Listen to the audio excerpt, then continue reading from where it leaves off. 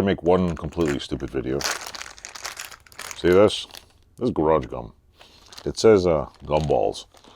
Machine size refills. Well, first, I don't have a gumball machine in my garage. Second, if you're gonna have garage gum for your kids coming here, don't buy this shit. It's like rubber. It's like chewing. It's like chewing, I don't know, piece of fender in a car. I don't like it. It's not soft. Maybe I'm getting old. So yeah, garage gum, don't buy this. This container stuff, that's a little better.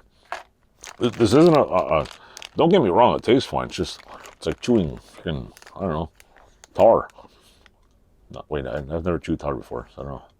It's like chewing gristle on a steak. You're like, the other one's a little softer. Like it's actually a nice smooth thing. So yeah, unselfish promotion of garage gum. Keeps them in here. They have fun here. Thanks for watching. Garage gum. Remember that.